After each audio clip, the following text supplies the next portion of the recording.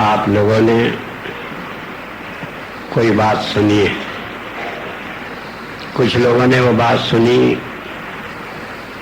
कोई कहते हैं खबर नहीं, अफवाह है, झूठ है, सच है, क्या है क्या नहीं। और जिन्हें बताया जाता है कि ये सच है, वो भी उसे सच मानने को तैयार नहीं। तो मैं आपके सामने आज एक बात बता दूं, जो आपने सुना वो सच है। और वो सच क्या है कि परमात्मा का हुक्म हुआ है कि मैंने अपना काम पूरा कर लिया है और मुझे 13 नवंबर के बाद चले जाना है। और इसलिए मुझे सब तैयारी करके 13 नवंबर को चार्ज दे देना है। मैं आपसे सारी बातें सच सच बताऊंगा, लेकिन मैं चाहूंगा कि कोई आदमी रोएगा नहीं, चिल्लाएगा नहीं और कोई बात नहीं करेगा। आज मेरा नंबर है अपनी बात कहने का। आप चुपचाप सुनेंगे, बोलेंगे नहीं।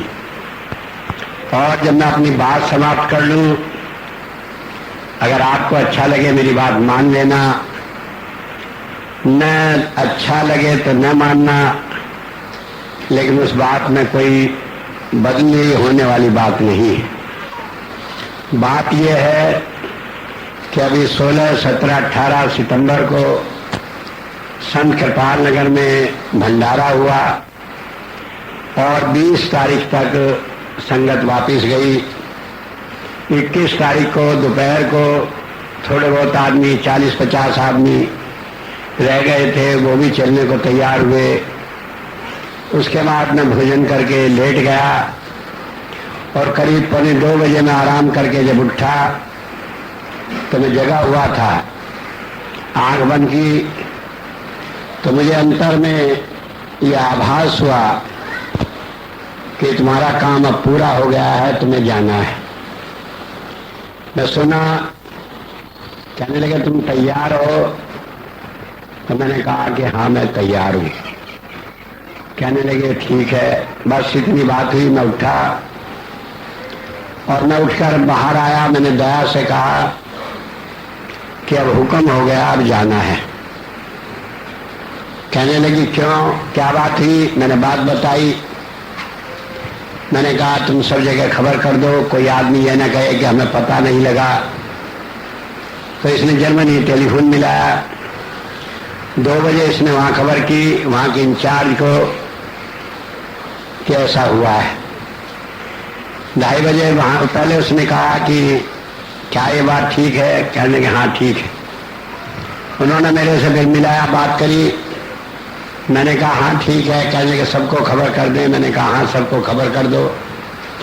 तो उसने जर्मनी में सब दूसरे लोगों को खबर मिलाई और उन्हें बता दिया कि ऐसी बात हुई है। तो 2:30 बजे के बाद लोगों के टेलीफोन मेरे पास आने शुरू हो गए और उसके बाद आगे का प्रोग्राम तय होने लगा। कौन आएगा, कब आएगा, कब मिलेगा आश्रम में। और लगभग उन सारे आदमियों ने ये निश्चय किया कि 13 तारीख को जो दिवाली का भंडारा होगा और जो मेरे टाइम का आखिरी सत्संग और भंडारा होगा, उसे वो लगभग सभी आना चाहते हैं। तो उन्होंने बताया कि 80 से 100 आदमी के बीच में आएंगे। उनकी व्यवस्था करने की बात हुई, कहाँ ठहरेंगे, क्या करेंगे, रिजर्वेशन वगैरह और बहुत सारी बातें हुई। इनमें ऐसे एक ये थी कि इस वक्त फ्लाइट नहीं मिलेगी, रिजर्वेशन नहीं होगा। मैंने कहा हो जाएगा, तुम फिक्र ना करो। और वो हो भी गया। बाद में उन्होंने शाम तक कोशिश करके हमें खबर किया कि सबका रिजर्वेशन भी हो गया है। तो जो ये बात यहाँ हिंदुस्तान में पहुंची, यहाँ भी कई लोगों ने सुनी और वो सारी बात आग की तरह फैल गई। अब हर आदमी एक ही बात कह रहा था। कहने लगे आप थोड़े दिन और रुक जाते, अभी हमें क्यों छोड़ के जा रहे हैं, हम तो अनाथ है, हमारा क्या होगा, हम मर मिटेंगे, हम जी नहीं सकते। लेकिन मैंने बताया कि मेरे हाथ में कुछ नहीं है कि मैं छोड़कर जा रहा। मेरे हाथ में न जीना है न मरना है। परमात्मा का हुक्म है। इतनी बात जरूर है कि मैंने हाँ कर दी कि हाँ मैं से तैयार हूं, तो इसलिए गुंजाइश नहीं कि मैं कहूं कि नहीं अब मैं तैयार नहीं हूं। पहली तो बात यह है कि जब कह दिया तो फिर हाँ करो ना करो तो भी बात है, लेकिन जब हाँ कर दी तब तो फिर पीछे हटने की बात ही कोई नहीं। तो कहने लगे आपने जल्दी करी। मैंने कहा जल्दी तो मैं नहीं की, क्योंकि जब महाराज जी ने मुझे काम सौंपा तो मुझे बताया था कि 5 लाख आदमियों को नामदान देना है, और उन्होंने 4-3 बातें और बताई थी। एक उसमें से ये थी कि जब संत चला जाता है तो उसके बाद में अगले संत को लोग उस जगह ठहरने नहीं देते, उसे अपनी जगह छोड़नी पड़ती है, और इससे ढूंढने वालों को भी दिक्कत होती है अगला संत कौन है, और उसे नए सिरे से फिर काम शुरू करना पड़ता है। तो मैंने हुजूर से प्रार्थना की थी कि इसमें मिशन का काम भी बड़ा दिक्कत होती है, संतों को भी कष्ट होता है, आप ऐसी दया कर दें कि हम जो आगे जगह बनाएं, काम करें, वो हमेशा के लिए एक सेंटर रहे और हजारों साल तक वहां से रूहानियत लोगों को मिलती रहे। हुजूर ने हाँ भी कर दी, दया भी हुई, और हरदोई जैसी जगह में जिसकी धरती में रूहानियत का बीज कभी पनपा नहीं, क्योंकि हरदोई जिसे कहते हैं उसका असली नाम है हरद्रोही, जहाँ पर परमात्मा से बैर करने वाले लोग रहते हो। और जब उसका एक तहसील है जिसका नाम है बिलग राम, राम से बिलग, जो लोग राम से अलग रहते हो ऐसे लोगों की बस्ती। और ये इतिहास है कि पिछले लाखों वर्षों से वहाँ पर कोई संत नहीं हुआ, उसका डेरा नहीं हुआ उस जिले में। और आपको तो ये मालूम है कि मुझे क्यों भेजा गया वहाँ, तो हुजूर ने कहा कि उस वीरान धरती में रूहानियत का बीज बोना है, तो मुझे हुक्म हुआ वहाँ भेजा गया। मैं तो कहूँगा कि मुझे काला पानी की सजा मिली, क्योंकि जब मैं नौकरी में था मेरा हरदोई ट्रांसफर हो गया, मैंने जाना नहीं चाहा, मना कर दिया, तो हुजूर ने उस वक्त दया कर दी और उसके बदले में कहा कि अच्छा बच्ची जब बचता था तो अब जाकर वहीं काम कर, और अब ऊसर में जाकर खेती कर, तब पता लगेगा कि आराम क्या होता है। परमात्मा की दया हुई, आज हरदोई का और सनीले का नाम दुनिया के नक्शे पर है। लोग सनीले की, संत कृपाल नगर की मिट्टी को अपने घरों में रखकर उसकी पूजा करते हैं, वहाँ की ईंट को ले जाकर अपने घरों में रखते हैं कि ये पवित्र है, क्योंकि संत कृपाल नगर की ईंट है, मिट्टी है, और सारी दुनिया में वो रूहानियत का एक केंद्र है। और मैं आपको बता दूं कि कुछ सालों बाद दुनिया में वो एक ऐसे केंद्र के रूप में उभरेगा कि अपनी किस्म का अलग ही होगा, जहाँ से रूहानियत की खुशबू सारी दुनिया तक फैलेगी। और इसी नाते उस ऊसर भूमि में जहाँ कभी कोई संत नहीं हुआ, मैंने हिम्मत करी हुजूर के नाम के ऊपर उस जगह को बसाने की, संत कृपाल नगर, क्योंकि मैं समझता था कि हुजूर की दया है तो वहाँ रूहानियत लोगों को मिलेगी, और इसलिए मुझे कुछ दिक्कत नहीं हुई हुजूर का नाम ऐसी जगह जोड़ने के लिए। तो मैं बता रहा हूँ सारे काम हुजूर की दया से हुए, और उन्होंने कहा 5 लाख जीवों को नाम देना है। तो सन 97 में मैंने 5 लाख जीवों को नाम दे दिया। तो हुजूर एक दिन आए, कहने लगे भाई तुम्हारा काम पूरा हो गया। मैंने कहा हाँ हुजूर पूरा हो गया। कहने लगे फिर? मैंने कहा मैं तैयार हूँ। मैंने 1-2-4 आदमी की बात बताई तो सारी जगह ये बात फिर फैल गई, लोगों ने रोना धोना सारे काम शुरू कर दिए। मैंने कहा क्यों रो धो रहे हो? कहने लगे ठीक है आपने अपना काम पूरा कर लिया, हमारा तो पूरा नहीं हुआ। पर क्या नहीं हुआ? कि हम आपके बिना नहीं रह सकते। और समझाया कि मैं आप मेरे बिना कहाँ हूँ, मैं तो अंतर में हूँ। कहने लगे फिर भी जब बच्चे को उंगली पकड़कर चलना सिखाया जाता है तो थोड़ा तो देखा ही जाता है वो डगमगाए नहीं, अभी हम इतने मजबूत नहीं हुए। अब खबर नहीं किसकी प्रार्थना किसकी बात ही। हुजूर एक दिन कहने लगे कि भाई मैं कुछ समय और देता हूँ। अब मैंने अपने मन से अंदाजा लगाया कि भी हो सकता है इस काम को 10 साल लग जाए, तो मैंने कहा कि 10 साल का समय मिल गया। और इस तरह से बात हुई कि सन 97 में नहीं बल्कि 2007 में मुझे जाना है। हुजूर ने कोई टाइम नहीं दिया। हुजूर ने कहा कि अच्छा इस काम को करना है, मजबूती लोगों को मिले। और उसके बाद जब हुजूर ने अब कहा 4 साल बाद कि अब काम पूरा हो गया, चलना है, तो मुझे ये हक नहीं कि मैं कहूँ कि हाँ काम पूरा नहीं हुआ। क्योंकि जब हुजूर समझते हैं कि ये काम पूरा हो गया, लोगों के दिल मजबूत हो गए, तो ये हो गए होंगे, तो मैंने हाँ कर दी। अब सवाल इस बात का है कि मैंने जो अपना काम करना था वो कर लिया या नहीं। मुझे याद है 1973 में हुजूर संत कृपाल सिंह जी महाराज को जब उनके जन्म दिवस पर लोग बधाई दे रहे थे, वो कहने लगे कि मुझे किस बात की बधाई है जब मेरे बच्चे पास नहीं हुए।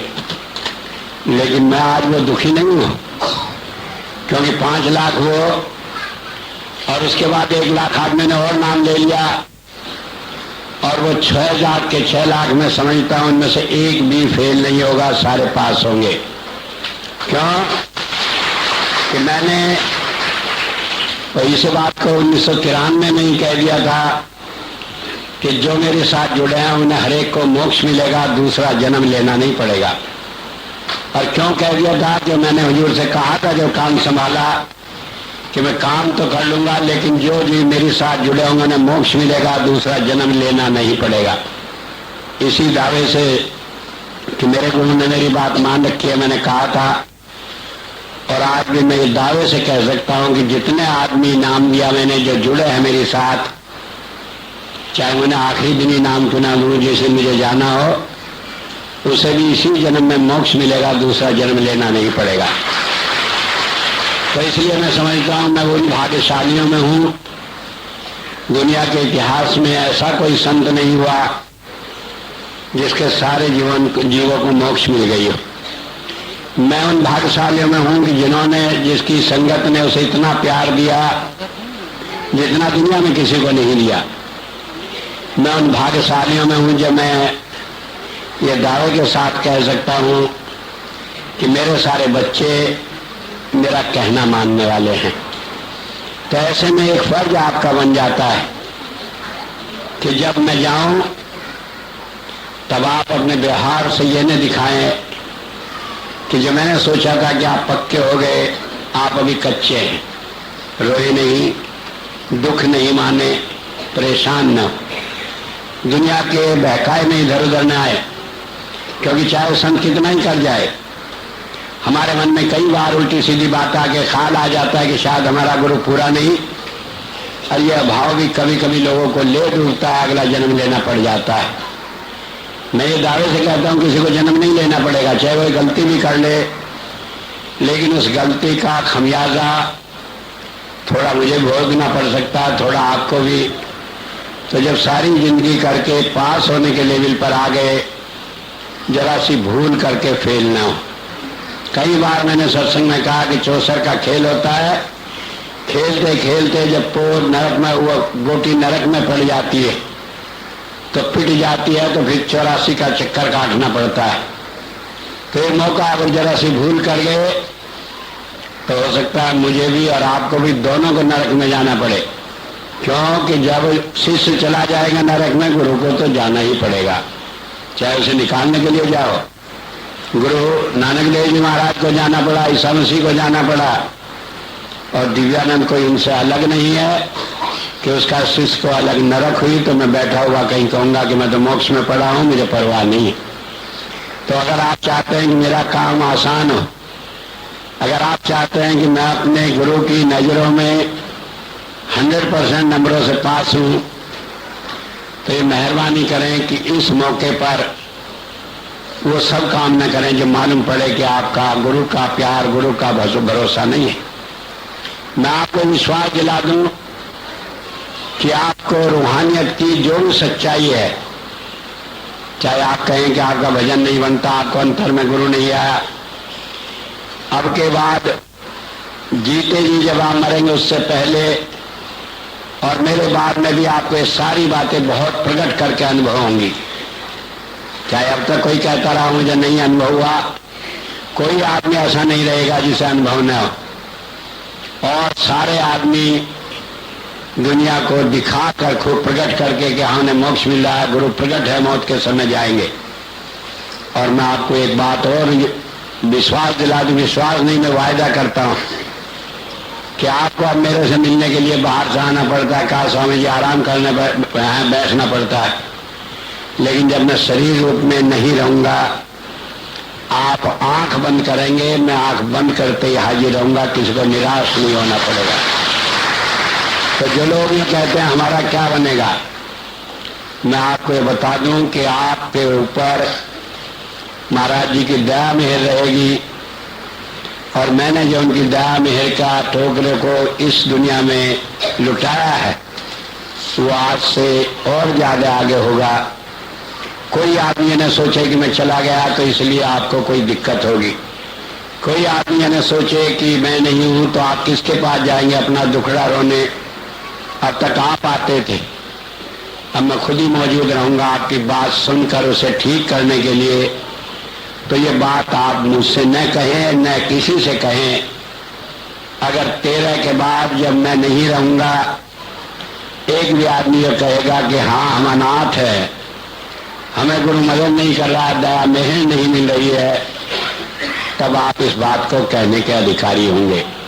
उससे पहले नहीं। उससे पहले अगर आप कहेंगे तो सच्चाई नहीं है, क्योंकि जब तक शरीर रूप में गुरु है, सच पूछो हम भजन कर ही नहीं सकते। मुझे लाला रामचरण की बात मालूम है, वो गए नाम लेने, उन्होंने कहा आंख बंद करके बैठो। वो हरियाणा का बनिया कहने लगा क्यों आंख बंद करके बैठूं कि गुरु का दर्शन होगा। कहने लगा सामने तो खड़ा है देख रहा हूं तो आंख बंद करके क्या करूंगा। कहने लगा आंख बंद करके देखो। कहने लगा मैं नहीं आंख बंद करता, मैं तो सामने वाले को देख रहा हूं। तो ये भाव बना रहता है, हम रात में खोए रहते हैं, भजन होना हो क्या गुरु तो है हमारा, लेकिन जब गुरु नहीं होता तब इन बातों की जरूरत पड़ती है। और उस जरूरत में आप अकेले नहीं रहेंगे, आप परेशान नहीं होंगे, मैं आपके साथ हूंगा। तो एक बात मैं आपको बता दूं जो आपको करना है, क्योंकि कई बार मन खराब हो जाता है। मुझे खबर है जब हुजूर ने चोला छोड़ा क्या लोगों की हालत हुई।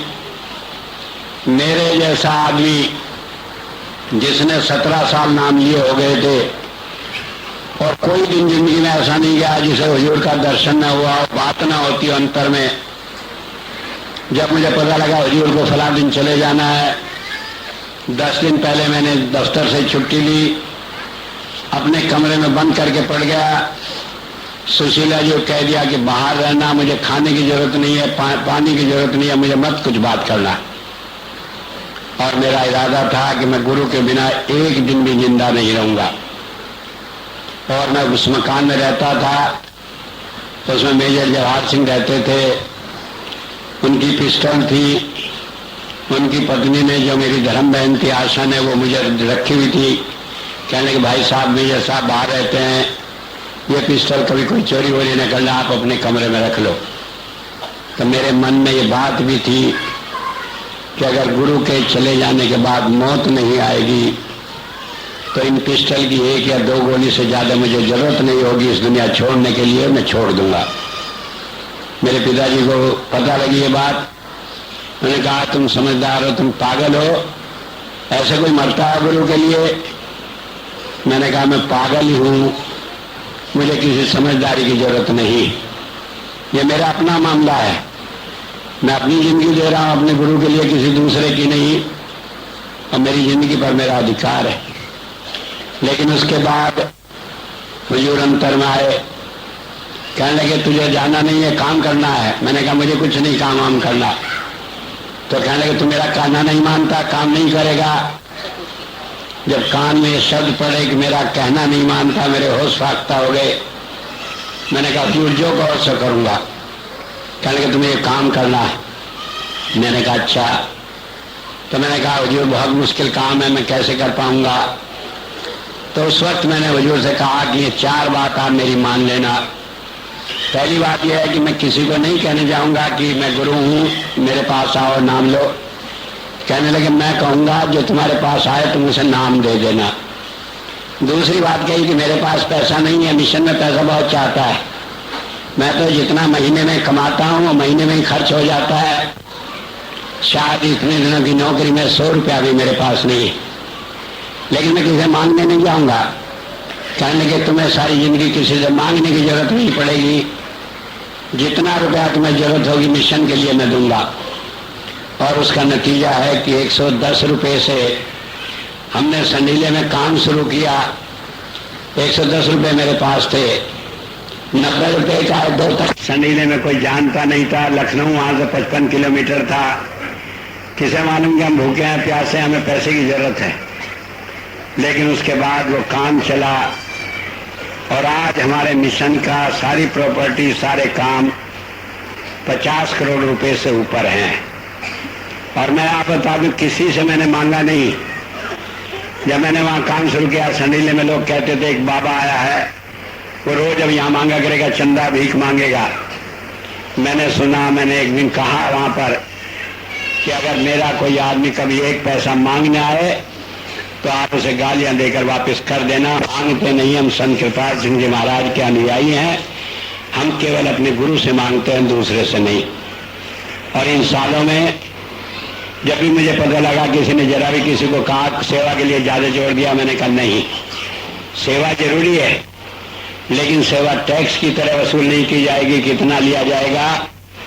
सेवा प्यार से ली जाएगी। कई बार मैंने कई सत्संग में कहा कि मेरा हाथ आपकी जेब में ज्यादा रहता है, मैं जितना चाहूं निकाल लेता हूं, लेकिन इसलिए मैं जानता हूं कि इसके दिल में प्यार है, इसका विश्वास है, तो इसलिए मुझे हक ऐसे कहने का कि तुम सेवा में ज्यादा मन लगाओ।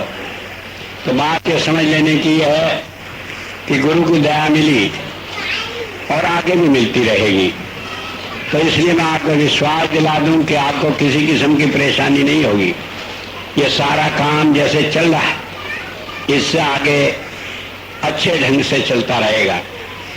एक बात और मुझे बतानी है, वो ये है, जब मैं कहता हूं अच्छे ढंग से, तो जो लोग जुड़े हैं इन्हें सही रास्ता मिलता रहेगा। जो मेरा उत्तराधिकारी आएगा, जो काम करेगा, वो मेरे से ज्यादा अच्छे ढंग से काम करेगा। मैं आपको बता दूं, 1 साल के अंदर ही आप जो कहेंगे, कहने लगे स्वामी जी बहुत प्यार करते थे हमें, लेकिन जो आया है ये इतना प्यार करता है कि इसने स्वामी जी के प्यार को भी भुला दिया है। वजह यह है कि मैंने अपनी संगत के लिए ऐसा रखवाला नहीं रखा जो उन्हें डांटे, ऐसा रखा जो पुचकार कर प्यार से उन्हें संभाल कर रखेगा, तो आपको कोई दिक्कत नहीं होगी।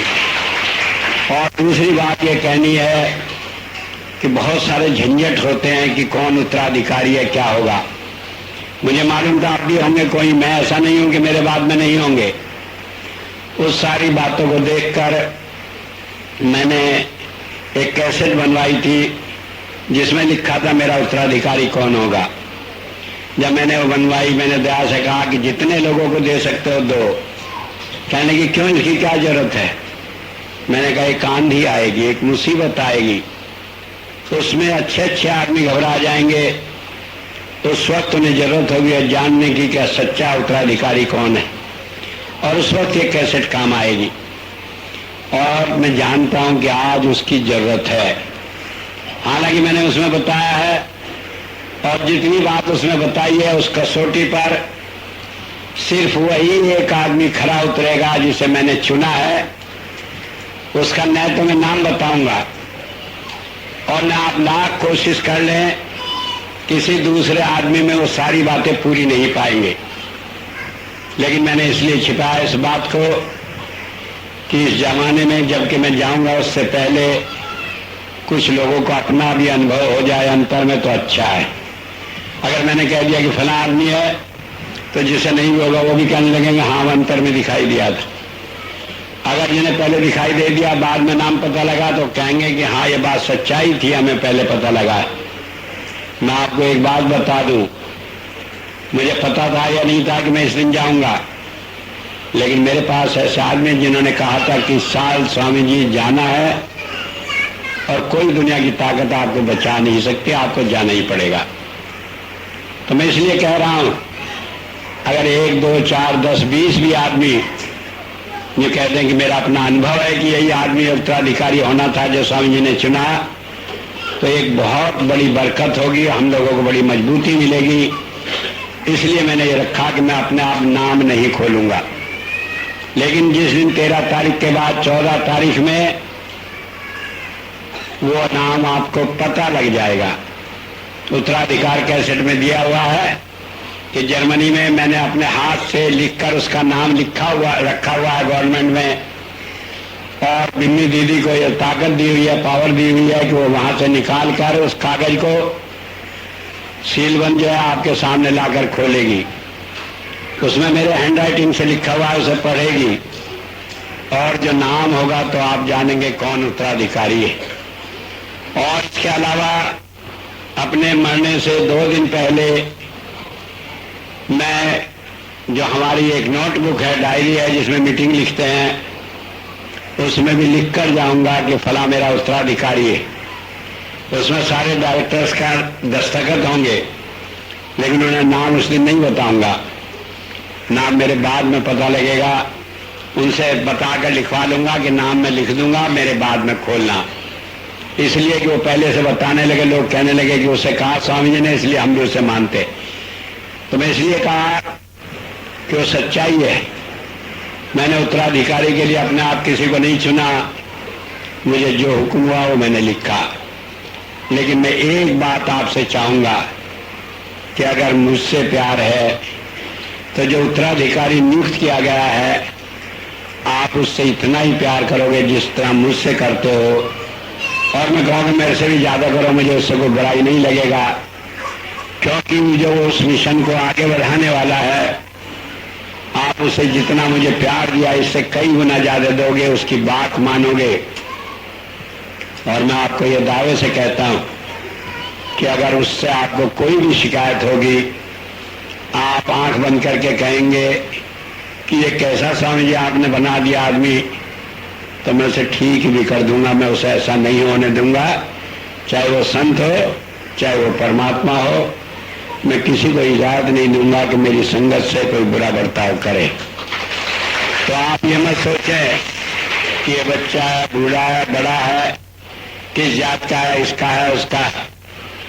आप ये सोचें कि ये सच्चा उत्तराधिकारी है और उसे बिना छल कपट के वही प्यार दें, वही विश्वास दें, वही उसका कहना माने कि वो एक दफे तो कह दे कि स्वामी जी मेरे सिर पर कांटों का ताज नहीं रखे गए हैं, बल्कि अपने हाथों में लेकर मुझे संभाले हुए हैं और मैं संगत का काम ठीक ढंग से कर सकता हूं।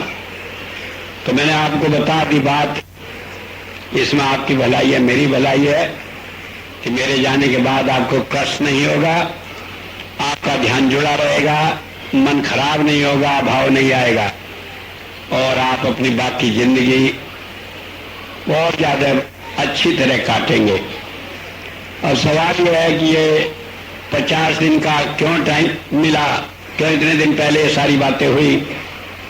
तो मैं इसे भी बता दूं, मैं सोचा हुआ था और ये जाना कि इसका रहस्य क्या है। आखिर यही है कि लोग जाने के बाद दुनिया भर दावा करने लगते हैं कि मैं भी गुरु हूं, मैं भी गुरु हूं, मैं भी गुरु हूं। इसलिए मुझे उत्तराधिकार का कैसेट आपके सामने रखना पड़ा। लेकिन उस उत्तराधिकार के कैसेट के रखते हुए भी बहुत सारे बुद्धि के पहलवान ऐसे हैं जो अभी भी समझते हैं कि वो संगत को बेवकूफ बना सकते हैं। और वो कैसे, आप जानते हैं एक एंकी क्रॉसर है जो बहुत ज्यादा जर्मनी का काम देखती थी, बहुत जुड़ी हुई थी, और वो कहती थी कि स्वामी जी की बात पर मैं अपनी जान दे सकती हूँ। लेकिन पिछले साल काल का नेगेटिव पावर का उसको असर हुआ और वो थोड़ी सी संपत्ति को हड़पने के लिए उसने ऐसी बात रची कि आश्रम की नहीं बल्कि उसकी अपनी है। मैंने समझाया, नहीं मानी। मैंने कहा तुम रख लो, हमें क्या फर्क पड़ता है। अगर कोई आदमी गुरु की मिशन की संपत्ति को हड़पना चाहता है, परमात्मा मुझे चाहे जितनी सजा दे, ये मैं नहीं कह रहा हूं, मैं नहीं कहता कि उसका बुरा होगा, लेकिन लोगों का बुरा हुआ है और होगा, क्योंकि परमात्मा ये नहीं देख सकता कि संतों के साथ कोई जाति करे। तो इसलिए मैं कहा कि तुम जानो क्या होगा। लेकिन उसमें एक बात हुई, जब ये सारी बात चल रही थी तो एक दिन उसने अपनी लड़की से जो 12 साल की थी मुझे कंप्यूटर पे ईमेल भेजी और उसमें लिखा, उसने हमसे नाम लिया हुआ है, उसने लिखा कि मैंने आपको संत समझकर आपसे नाम ले लिया था, लेकिन आपने हमें धोखा दिया है। मुझे मालूम था कि मेरा भाई को गुरु बनना है जो उससे 2 साल बड़ा था, 14 साल का था, लेकिन अब आप नाराज, आप उसे नहीं बनाएंगे और इसलिए मैं आपको संत नहीं मानती। जब ये उसने लिखा मैंने तुरंत टेलीफोन उठाया, उसकी अम्मा को, एनके क्रोसर को टेलीफोन किया। मैंने कहा तुमने इतनी नालायकी क्यों की? अरे वो बच्चा है 12 साल का, न जाने कब कितने कर्मों के अच्छे फल से उसे नाम लिया और ये मौका मिला कि गुरु का विश्वास करके मोक्ष प्राप्त करे, और तुम उसके मन में अभाव डाल दिया। उसका तो कोई बचने का सवाल ही नहीं, न जाने कितनों के मन में और अभाव पैदा करेगी ये बातें। मैंने कब कहा कि तुम्हारा लड़का गुरु बनेगा? कहने का मैंने नहीं कहा, उसने खुद कहा। मैंने कहा मुझे बेवकूफ मत बनाओ, वो लड़की 12 साल की ये बात नहीं कह सकती, ये तो तुम्हारे जैसे मनमुख का काम हो सकता है जो इस तरह की बात कहे। और मैंने कहा कि अंकी एक बात सुन लो, जो आगे उत्तराधिकारी बनना है उसका तो 4 साल पहले मैंने नाम लिखकर सरकार में जमा किया हुआ है, और मैंने कहा मैं नहीं बताऊंगा कोई कौन है वो, लेकिन वो तुम्हारा लड़का नहीं है, तुम ये जान लो। कौन है ये मैं नहीं बताऊंगा, आज भी नहीं बताऊंगा। आप नाम लेते चले जाए, वो होगा वो होगा वो होगा, मैं कह दूंगा नहीं बताऊंगा। लेकिन अगर कोई दावा करे कि मैं होऊंगा और मैं जानता हूं गलत है, मैं कहूंगा नहीं तुम नहीं होगे, तुम अपना मन खराब न करो। क्योंकि मैं नहीं चाहता कि कोई आदमी खुद भी मन खराब करे, संगत का भी करे। तो मैंने ये बात कही। उसके बाद उसका भाई था, लोग जानते होंगे, कुक्की हमारे यहाँ लड़की थी, हमारी बिटिया, उसकी हमने शादी करी थी उससे। तो उसके बाद उसका बहुत भाव था। अब वो जर्मनी का बहुत बड़ा अफसर है, तो सारे देशों में मीटिंग में रोज आना ही करीब करीब यात्रा करता है। जब ये बात थी मुझे यहाँ आने को था, मैंने उससे टेलीफोन मिलाया, वो इंग्लैंड में था। मैंने कहा सिगोड़ में हिंदुस्तान जाने से पहले तुमसे मिलना चाहता हूँ। कहने के स्वामी जी आज रात तक मीटिंग है और सुबह आप जा रहे हैं 7 बजे, तो मैं कैसे मिलूँ, मैं इंग्लैंड में हूँ और मैं मीटिंग छोड़कर नहीं आ सकता क्योंकि मैं उसका प्रेसिडेंट हूँ, इसलिए मैं आ भी नहीं सकता। मैंने कहा कोई तरीका? तो उसने तरीका निकाला कि रात को 12-1 बजे जहाज 2 बजे मिलेगा, वो 3 बजे ज्यूरिच हवाई अड्डे पर आ जाएगा जहां से मुझे जाना था, और कहने के सिर्फ जैसे ही आप जाएंगे तैसे ही मैं आपसे मिल लूंगा, लेकिन मुझे 15-20 मिनट कुल मिलेंगी तो उसमें बात कर लेंगे। मैंने कहा अच्छा। अगले दिन ऐसे ही हुआ, मैं चलने को था जहाज में, तैसे ही आया, एक तरफ बैठकर बात हुई। मैंने उसे समझाया कि देखो तुम्हारी बहन ऐसा सोच रही है और ये ऐसा काम है कि सारी जिंदगी का भजन सिमरन खत्म हो जाएगा, उसे ऐसा नहीं सोचना चाहिए। जब मैंने ये बात कही तो कहने के तो बहुत खराब बात है। फिर मैंने ये बताया कि उसने अपने लड़के को गुरु होने की बात कही। कहने की उसे ऐसी बेवकूफ़ी कहाँ से आई? मैंने कहा मैंने उसे बता दिया कि जो गुरु बनेगा वो तुम्हें लिख के रखा हुआ है, लेकिन तुम्हारा लड़का स्टेफन नहीं बनेगा, इसलिए तुम इस भ्रम में न रहो। कहने के ये ठीक है, मैं समझा दूंगा। बात आई गई हो गई। 21 तारीख को जब 2:30 बजे मैंने टेलीफोन उसे पहुंचा अंकी को, तो उसने बिम्मी दीदी से कहा, कहने के स्वामी जी जा रहे हैं तो बात ठीक है, लेकिन उन्होंने बताया उत्तराधिकारी कौन होगा? कहने के नहीं हमें तो नहीं बताया। कहने के मेरा लड़का होगा। कहने के मेरे भाई को वो हवाई अड्डे पर ज्यूरिच पर बता कर गए थे कि मेरा भाई होगा। बिम्मी ने मेरे से कहा कि स्वामी जी आप तो कह रहे थे मेरे जीते जी किसी का नाम पता नहीं लगेगा, जब आप चार्ज दोगे तो उसके बाद में किसी का नाम पता लगेगा। और वो कहते हैं क्या आपने उसके भाई को बताया? मैंने उसे बताया सिगोड़ को।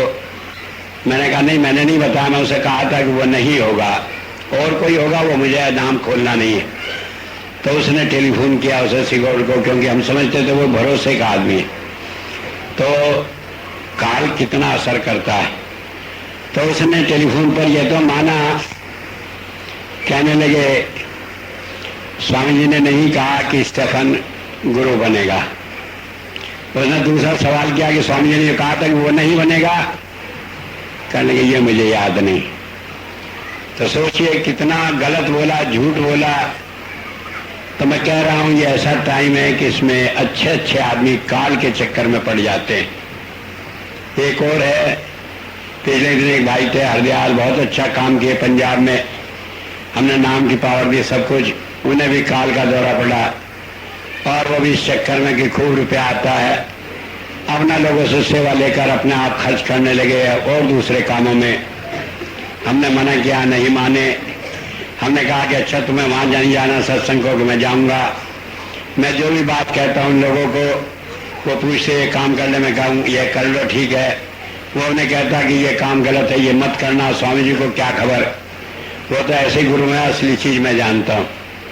जब मुझे पता लगा मैंने कहा कि ये गलत है और तुम ऐसे मत किया करो और मैं तुम्हें काम बंद करा दूंगा। तो उसने कहा मुझे काम बंद करा दोगे तो क्या मैं खुद ही कर लूंगा, मुझे तो खुद ही ताकत हासिल है। तो मैंने ठाकर उसका नाम काट दिया, ऐलान कर दिया कि इसे अब आगे मेरा प्रतिनिधि न माना जाए। तो उसके बाद मैं पहले तो कहता रहा कि स्वामी जी ऐसे कह रहे हैं, झूठ में अंतर में बात है। जब अंतर बाहर की बात आई मैंने ठाकर लिखित में ऐलान कर दिया कि भाई इसे हमने निकाल दिया, इसका कोई सवाल नहीं। उसने एक चाल चली कि हर साल कहीं 5,000 कहीं 10,000 रुपये किसी ऐसे आदमी से जो सब जगह ढंडोरा पीट सके मेरे पास सेवा में भेजता रहा, मैं लेता रहा। एक आदमी ने कहा कि जब आपने उसे निकाल दिया उससे सेवा क्यों ले रहे? मैंने कहा जितनी सेवा उसने चोरी करके खाई है उसमें से अगर कुछ वापस कर रहा है तो कम से कम कुछ तो पाप उसके हल्के पड़ रहे हैं, इसलिए ले रहा। तो बात ये समझ आने की है। लेकिन अब उसे पता लगा स्वामी चोला छोड़कर जा रहे हैं। उसने कहा यही तो टाइम है जो गुरु बनने का। तो उसने मुझे लेटर लिखकर भेजा कि 7,000 रुपये सेवा में भेज रहा हूं और आपकी बड़ी दया रही। बाहर तो आप दुनिया को दिखाते रहे कि आप मुझसे अलग है, लेकिन अंतर में जुड़े रहे और हमेशा मेरे अंग संग रहे। और मैं समझ गया ये लोगों को धोखा देने की बात है कि वो यूं कह सके मैं तो आखिरी दिन भी ये बात कही थी, इसलिए स्वामी जी मुझे अंतर में जुड़े थे, मैं ही गुरु हूं। मैंने उसे कहा, ऐलान किया, मैंने कहा सब झूठ है। कोई संत चाहे अंतर बाहर में अलग होता हो, लेकिन मेरे अंतर बाहर में फर्क नहीं है। न मैं किसी से डरता, न मैं सच कहने से घबराता। और हरदयाल से मैं अंतर से भी अलग हूं, नाराज हूं, बाहर से भी नाराज हूं, मेरा कोई मतलब नहीं। लेकिन मैं आपको बता रहा हूं कि लोग बहुत चतुर हैं। ये काल का पहरा है, आदमी की बुद्धि चकरा देते हैं लोग अपनी बातों में फंसकर बातें करके। तो इसलिए जरूरी है कि आप इन सारी बातों में न पड़े। जिसको बताया जाएगा आपको लिखा हुआ उसी को आप मानेंगे, और अगर उसे नहीं भी मानेंगे तो मेरी जिम्मेदारी है कि आपका विश्वास आपके अंतर में उसे प्रकट करके दिलाऊंगा। आपको पछताना नहीं पड़ेगा कि ये सही है या गलत है, ये मेरा काम है। लेकिन कोई भी आदमी इस तरह के झूठे आदमियों के चक्कर में पड़कर अभाव न लाए अपने मन में। मैं नहीं कहता जो अभाव लाएगा वो परेशान होगा, लेकिन मैं कहता हूं थोड़ा चक्कर तो पड़ेगा और उस चक्कर में मैं भी रगड़ा जाऊंगा आपके साथ। वो जिस तरह कहते हैं कि मुझे याद नहीं, रहीमदास का एक दोहा है कि जीव तो अनाप शनाप बककर अंदर चली गई और जूते खोपड़ी को खाने पड़ते हैं। तो कहीं ऐसा ना हो कि अभाव आपको आए और मुझे भी रगड़ा लगे। तो इसलिए मेहरबानी करके उतने टाइम तक तो जमे रहें जब तक अगला कोई अंतर आपके घुसकर ना कह दे कि मैं हूं। और मैं वो मौका नहीं दूंगा। मैं आपको बहुत ही जल्दी आपके अपना विश्वास दिला दूंगा कि आपको सही रास्ता दिखाने वाला मिला है। और तब तक आप यकीन कर लें कि जब मैं 25 साल तक सच बोला है तो थोड़े दिन तक विश्वास कर लें, जब तक आपका विश्वास नहीं बन जाता। अब सवाल है ये 50 दिन कैसे काटें, क्या करें। तो मैंने ये रखा कि कई लोग कहते हैं हम मिले नहीं, बात नहीं करी, हमारी ये समस्या है, ये है। दर्शन नहीं हुए, तो मैं अब 3 तारीख को आश्रम में पहुंचूंगा और उसके बाद 13 नवंबर तक वहीं रहूंगा। तो जो भाई जब चाहे जब वहां आ सकता है, सबको खुली छूट है। अगर जो सारे आ जाएंगे 5 के 5 लाख तो अभी मुझे परवाह नहीं, कह देंगे भाई नहीं खाने को है, ऐसे रह लें, व्रत ही सही है, लेकिन किसी को आने की मनाही नहीं है। और मैं अपनी पूरी कोशिश करूंगा, जो आएगा हर एक को टाइम भी दूंगा, इतना टाइम कम से कम हर एक को 1-1 मिनट मिलेगा कि वो अपनी कोई बात कहना चाहे तो कह सके। पूरा इंतजाम रखूंगा। 2 बात हमने और रखी है। हमने एक अक्षय कोष बनाया है, उसमें बहुत रुपया इकट्ठा करके सेवा का डालते रहे लोग, और हमने कहा था कि जो इसमें अपनी बात कहेगा उस सबकी बात मानी जाएगी। तो उससे हमने कहा था कि जब मैं जाऊंगा उससे पहले उस अक्षय कोष का 1-1 सिक्का आपके घर में रख कर जाऊंगा, जिससे आपको रुपए पैसे की कभी कोई दिक्कत ना हो, कोई तंगी ना हो। तो वो हमने तैयार करके पैक करके अपनी फोटो उसमें रख के और आखिरी दिन की याद का तारीख भी डाल के उसमें रख देंगे, वो आपको मिलेगी। लेकिन हमने रखा है कि भजन तो खबर नहीं कितना का बनेगा कितनों का नहीं, सेवा बहुत जरूरी है। तो हमने रखा कि उसका 100 रुपये, चाहे आप उसकी कीमत समझें, चाहे सेवा समझें, चाहे स्वामी जी को समझें कि हमने आखिरी सेवा दी, तो उसका वो ले लेंगे। तो ऐसा है कि मान लो उस दिन बहुत आदमी आ गए, किसी को मिला किसी को नहीं मिला, ये कम पड़ गए, उससे बचने के लिए हमने ये किया है कि आप चाहें तो आपके सेंटर में जो इंचार्ज हैं उन्हें आप 100 रुपया जमा करा कर रसीद ले लेंगे, और चाहे आप वहां जाएं या न जाएं, वहां से वो लौट कर लाकर आपको सिक्का रसीद दिखाने पर आपको दे देगा। इससे आपको ये नहीं होगा कि हम गए मिला या नहीं मिला, क्योंकि कई बार हमने कोशिश की लोगों को प्रसाद कम पड़ जाता रहा तो सिक्के कम ना पड़े, क्योंकि उस कमी को पूरा करने के लिए आगे टाइम नहीं है कि मैं कर दूंगा, तो इसलिए हमने वो इंतजाम रखा है। ये नहीं कि आपको लेना ही है, लेकिन जो लेने वाले हैं उन्हें कमी ना हो और उन्हें पछतावा ना हो कि भाई हम नहीं लेना चाहते थे नहीं मिला। तो वो जो लेना चाहेंगे वो आपके जो इंचार्ज हैं उन्हें होंगे, जो नहीं आ सकते वो जो भाई वहाँ जा रहे हैं उन्हें पैसे दे देंगे, नाम लिखवा देंगे, वो लाकर आपको सिक्का दे देगा, आप अपने घर में रखेंगे। और जब तक वो सिक्का आपके घर में रहेगा, किसी की ताकत नहीं कि आपको पैसे रुपए में कोई दिक्कत हो, चाहे वो किसी तरह का काम हो। दूसरा हमने एक छोटा सा काम और किया कि प्रसाद मिश्री का एक थैली में बनाकर रख दिया।